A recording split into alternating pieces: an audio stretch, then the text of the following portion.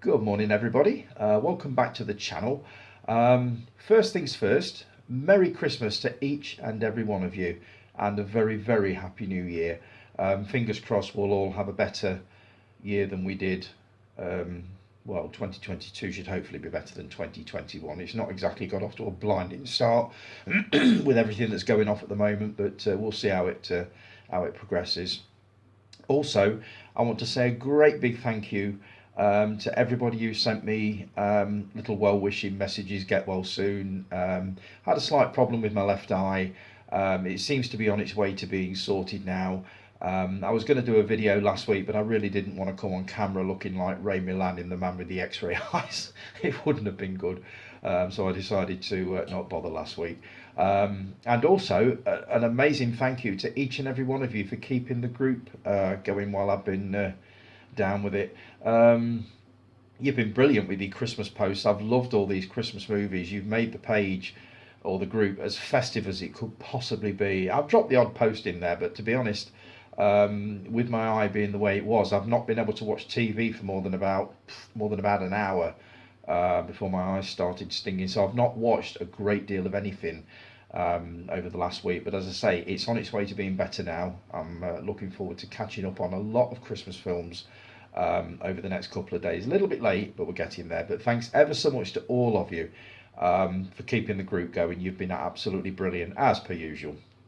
So this is my Christmas video. I'm going to be showing you some of my favourite Christmas movies, TV programmes, that kind of thing.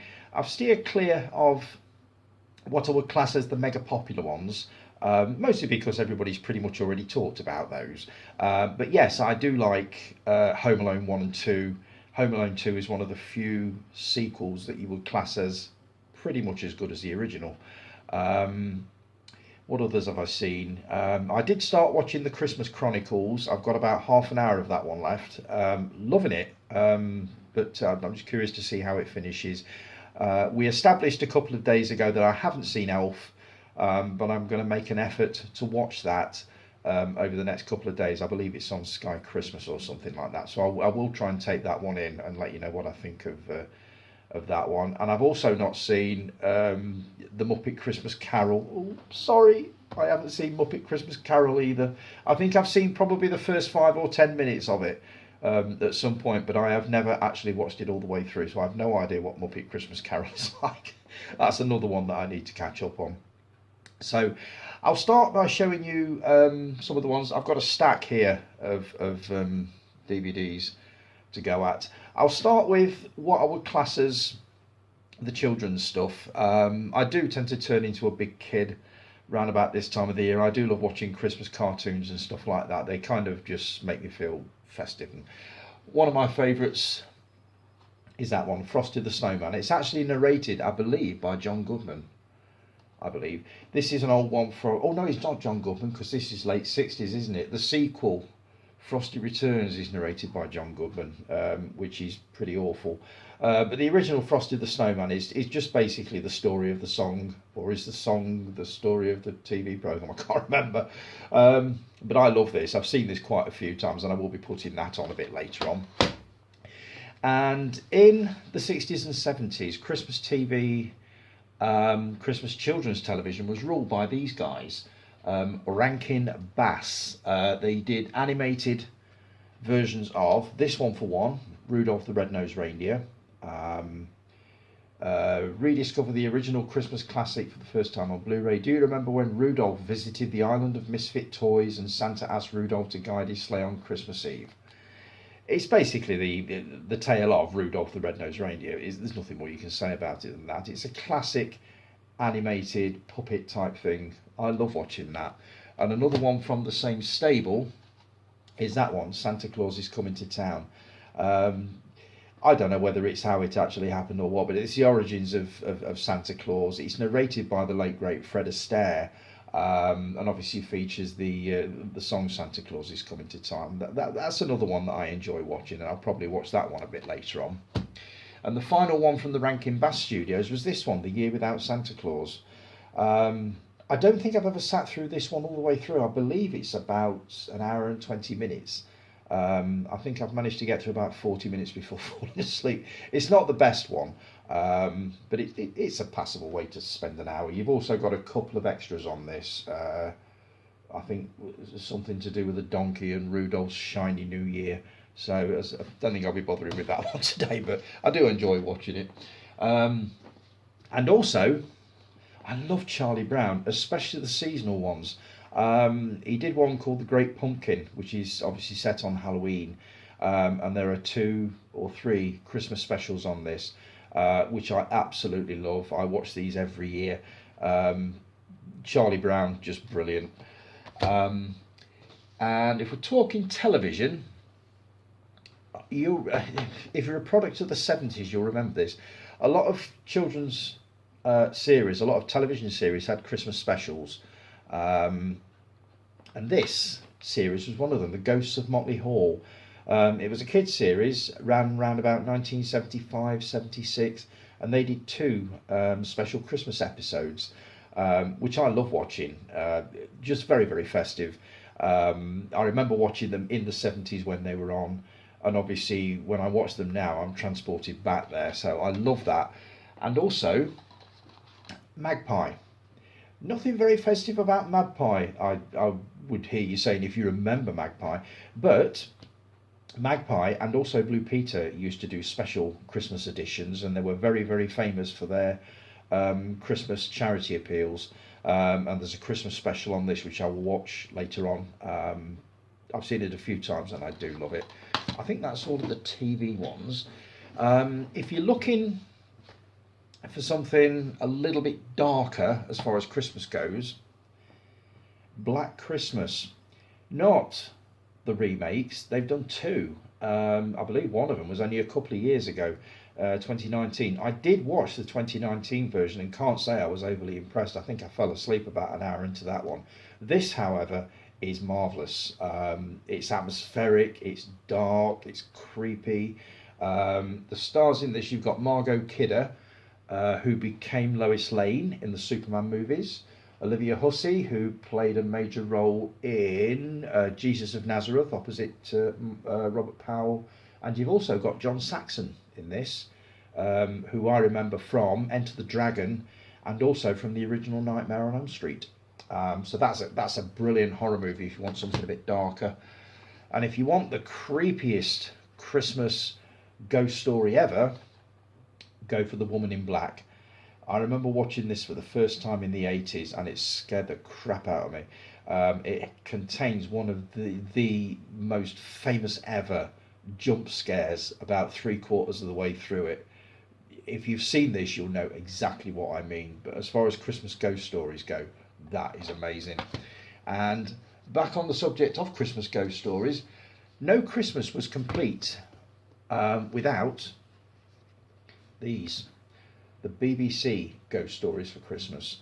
They were mostly based on M.R. James short stories, things such as The Stalls of Barchester, Lost Hearts, I believe was one of his. What else have we got on here? A Warning to the Curious, which I love, and my favourite, which is actually based on a Dickens short story, is The Signalman. And if you were around in the 70s, you will remember these. They were always on late, usually about 11:30, one of the last programmes on before close down. Yeah, before 24-hour television, TV used to close down about midnight, 1 o'clock, and it used to reopen again at 7 or 8 o'clock in the morning. That's how it was. We didn't have TV all the way round. And this is usually what was on last thing at night. So no Christmas to me was complete without a ghost story for Christmas on the BBC. And this is a gorgeous set because it contains pretty much all of them, released by the BFI, so you've got quite a few extras on there as well. So that's highly recommended. Now, on to movies. Start with this one, The Christmas Tree. I first saw this on Talking Pictures TV a few years ago, and they've released it on DVD along with a lot of other little Christmas shorts. It's just basically the story of a kid that's discharged from a children's ward in a hospital and decides to take them a Christmas tree. And it's basically the story of him and his sister's adventures trying to find a Christmas tree and get it back to this children's ward. It's a lovely little film. It's black and white, made about 1965 or 6, I believe. Um, and also on this DVD, you've got a wealth of Christmas shorts, including The Night Before Christmas from 1946, which is animated, and a lot of the Glimpses short films, which Talking Pictures TV are famous for. They're basically short Super 8 movies that families have taken of their own personal Christmas and sent into Talking Pictures TV, and they've transferred them onto this. And they're lovely to watch, they really are. They will bring back some memories of what your Christmas was like. Um, Miracle on 34th Street.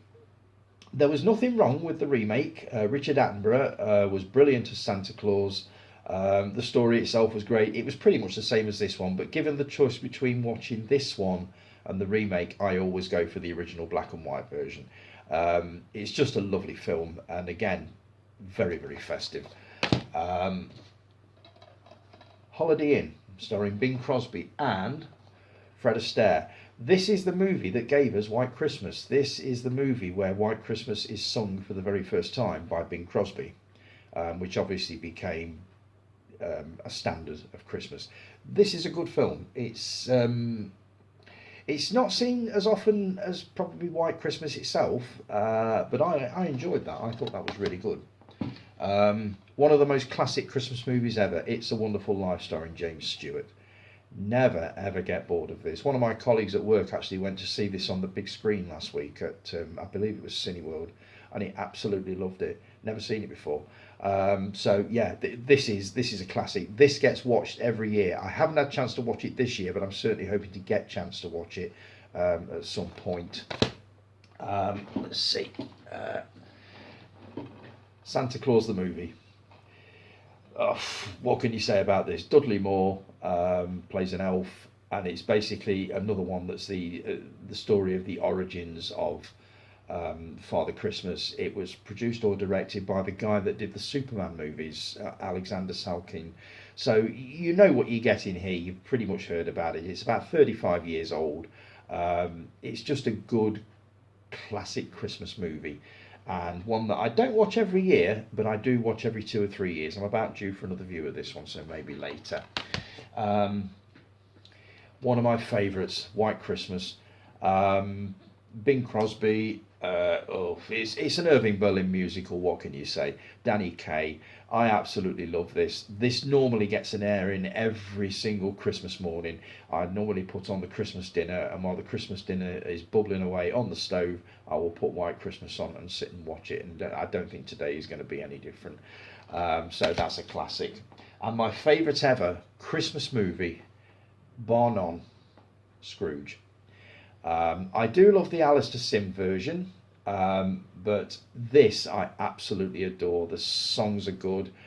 The photography is gorgeous. It is possibly the most Christmassy looking film you will ever see. I think it's amazing. Again, I watch this every year, usually on Christmas Eve. I didn't get a chance last night, but I'm hoping to get a chance to watch this later, or at the latest tomorrow. But this, if you've not seen it, it's a wonderful film, made in 1970. It looks similar in style to Oliver, the Lionel Bart musical. So if you enjoyed that and you've not seen this, grab a copy of this because you will absolutely love it. Back to TV. Christmas was never Christmas without this man, Bing Crosby. He was just the face of Christmas for many, many years. This DVD is a collection of his television specials, which used to air on the BBC every Christmas Eve, usually. The one that I've watched the most is the 1977 one, where they're all staying in an English country house. It's the one where David Bowie calls round, and they sing Little Drummer Boy, which charted that year. Again, as festive as you can possibly get. Bing Crosby, can't go wrong. Another one, Happy Holidays. This was a 30-minute special made starring Bing Crosby and Frank Sinatra. And again, if you're looking for something that looks like a Christmas card come to life, you won't get much better than this. There are 2 or 3 songs in there. It's only 30 minutes long, but again, well worth it. Just gorgeous to look at. Another one, another classic from the 70s, the Andy Williams Show. I know some of these look a bit naff, but believe me, if you want to know what Christmas was like in the 1970s and the 60s, these are the kind of things that we used to watch, the Christmas specials. I think this is about an hour long, so I might have a look at that one later on. Now, comedy and British TV. All Star Comedy Carnival. Now, these things usually played on either Christmas Eve or Christmas Day, usually early evening. And what it was like a selection box of all your favourite sitcoms from that year, and they produced 5 or 10 minute little sketches, one after the other. So you basically got an hour and a half of all your favourite Christmas shows, basically with Christmas sketches. And on this one, you've got Love Thy Neighbour, On the Buses, Christmas with Wogan, Nearest and Dearest, The Fen Street Gang, Father Dear Father, Man About the House, Billy Liar, Spring and Autumn, Doctor in Charge. It's an absolute wealth of British comedy. I've not seen this. I only got this a few weeks ago, so I'm looking forward to having a look at that one a bit later on. You've got to be a certain age to remember this geezer. What's his name? David Nixon. David Nixon. He was a magician. That's pretty much all you can say. You look at it nowadays, and I'm fairly sure it will look about as basic as it can get. But back then, he was a real star. He was absolutely huge at the time. There's a couple of Christmas specials of his on there, so I might have a look at one of those a bit later on. Classic ITV Christmas comedy. Now, this is a compilation of basically Christmas episodes of British Christmas or British sitcoms. You've got quite a few on here. You've got loads of them. The Dustbin Men, Please Sir, On the Buses, Nearest and Dearest. There's a Stanley Baker Christmas special on there, remember him? The Army Game, George and the Dragon. There are loads. Only When I Laugh, that was the one that was set in a hospital, I believe. You're Only Young Twice. I used to love that. That was set in an old folks home. Starred Peggy Mount and Pat Coombs as two old dears, dotty old mares they were. I used to love that. Duty Free, never really got on with that one. But that's basically a collection of Christmas episodes from British Christmas and Christmas TV. Now then, you absolutely could not have Christmas TV without these guys, Morecambe and Wise. They were Christmas in the 70s. They were absolutely brilliant, and they still are. And that's why the BBC usually plays an episode of this every single year without fail. I think everybody's seen the one with Glenda Jackson playing Cleopatra. These are just amazing. They never ever grow old. And the other one that used to play about the same time, the Two Ronnies, and this is a collection of their Christmas specials. There's quite a few on there, so I might watch one of these a bit later. I've got my work cut out for me today watching all these bloody DVDs and Blu-rays. I'm never going to get them all in, but I will try. But again, the Two Ronnies, I believe these played on the BBC as well. They tended to monopolise Christmas a little bit way back then. But this, to me, this is when Christmas TV was brilliant. I mean, I don't know whether you remember, the Christmas Radio TV Times used to come out.